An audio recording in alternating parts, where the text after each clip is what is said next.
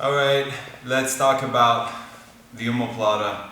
Let's talk about finishing it, and let's talk about setting it up, doing it properly, okay? Using it as an actual offensive tool as a finish, and also a way to get a reversal. So, lots of times, and this is the way that I used to force it. I first saw this move in 2001, and I immediately took to it and started trying to find all kinds of different entries into it. And back then, not a lot of people knew what they were doing, so it was really easy for me to force it because I had very flexible hips. Since then, I've kind of changed my mindset towards this move. So this is one way to do this, where I'm here in closed guard, and I sort of roll my body up over this arm to trap it. And then I start framing and pushing away, start coming here and forcing him to turn, and then starting to set it up. The way that I look at it now is more that this leg that's not coming over the head is a liability. And I don't want it just laying out there, because one, good people will pass if you commit too much to the omoplata and your leg is there, and other people will hold that leg. So just like an arm drag, if I'm in open guard like this and I hit this arm drag, he can hold on to this leg, and then I'm trying to get it, and yeah, there's ways to force this and get out of this, but can be a real problem. And it's a problem too with the omoplata. So like with the arm drag, I like being here. That way, there's no chance of that happening, and I can start getting up and taking it back. With the omoplata, it's the same thing. Doesn't necessarily mean I need to have like one butterfly hook. But if I have this leg here, and I'm not getting an angle, and I'm just forcing this to happen, he can just hold on to my far leg. And now we're in this battle. And that sucks, and nothing's really happening. And if he's strong, he's just gonna grind me out.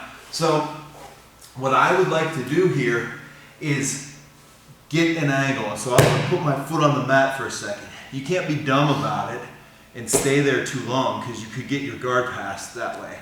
But I put my foot to the mat and I start getting an angle. I need to be mobile enough to get an angle. Same thing with like an arm bar. Have you ever, gotten an arm bar with a great angle, and then try to just do it squarely, just throwing your leg over? Well, of course, he's just gonna pull his arm out. Lazy hips are the antithesis of everything that Jiu-Jitsu represents from the back. You don't wanna have lazy hips, you wanna get angles.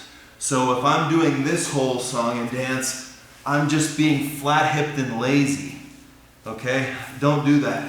Instead, a good way to do it is get this angle, push, foot comes to the mat, now I've gotten the distance. If the person turns back into me, great. I can start looking for the go-go and all that stuff. But what I want to do here is straighten my legs, get my head higher than his back as soon as I can, and then get the arm across the back. A lot of people make a big deal about getting the arm across the back. Yes. But the prerequisite to that is you need to get your head higher than their back first. Because if he's really into rolling or posturing, and I get this, and I go to get my arm across the back, he's still gonna roll through, because I never sat up. I didn't have enough leverage to hold his back down. So once we get there, let's talk about what we're trying to do. A lot of people have a problem with finishing the omoplata. And the reason why is because they're not sure what they're supposed to do with their legs and how to really get that shoulder lock going. It's just like a Kimura. If I'm here with the Kimura, I want as much of my weight as possible tucking this arm, upper part of his arm down, and keeping it in place. I don't want to do this and push the lock away from my body or anything like that. I want to be tucked here, locking this in place, keeping it close to my body, and then I want to then manipulate this part of his arm and keep his elbow in place so I can look to finish. The omoplata is the same thing. I get here, head gets higher, post up, head gets higher, arm goes across the back. I want to get this thigh to the mat. Obviously there's an arm between my thigh and the mat, but I want to put my IT band onto the mat.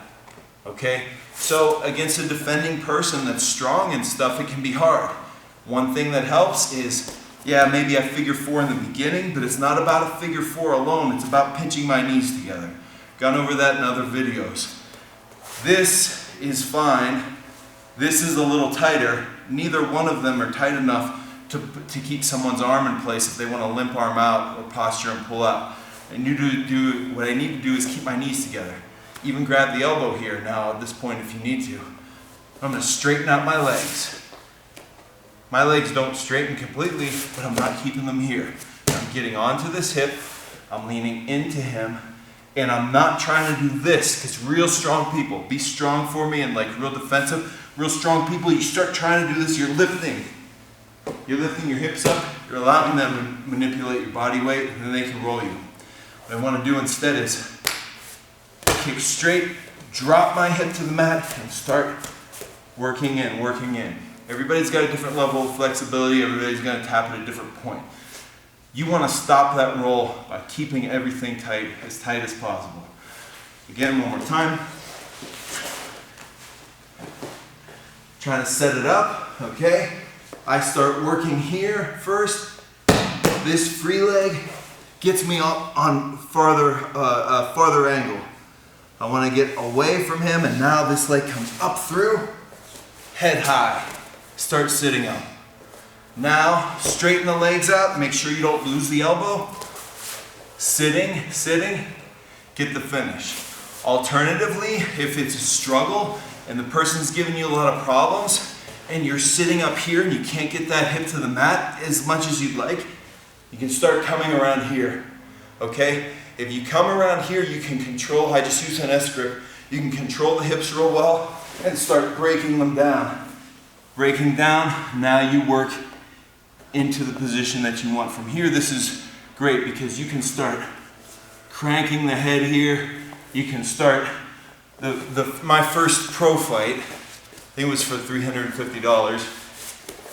I actually finished the guy with the rear naked choke from the omoplata position. He had no idea. No one in the audience, this was 2001, no one in the audience knew what was going on. I think I was the only person in the entire area, Houma, Louisiana, that knew the move at the time. So it just goes to show you now there's people with a billion different setups, but at the time it was a very new move in a lot of ways. So that's one thing you can do is go for the rear naked choke at the same time. If you can't reach that far, or their head's too far away, just grab an S grip and start cranking at the neck, and that will help give you purchase to work your hips in and finish the way that you want to finish. One last thing I want to mention, sometimes you can't stop squirrely people from rolling through, or they were able to beat your sit-up, okay? If they beat your sit-up, then you can go ahead and get a good position, a little bit better position than you would have gotten without this drill in the end, and I'll show you how. So another good place to get this from is, man, you just got taken down. Hand goes to the wrist, straight arm, start working your way over, and now if he rolls through, up, as he rolls through, this knee comes to the mat.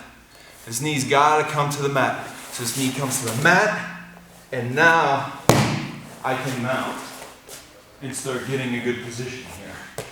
If I don't put my knee to the mat here, and I go to mount, he's gonna bridge and roll me. Yeah, I mean, he can manipulate my weight. I need a point of contact on the mat. Lots of times it would be the hip. In this case, it's going to be the knee. So again, I'm here, angle, get that bottom leg out on, you roll through, knee to the mat, broad chest, come all the way through and look.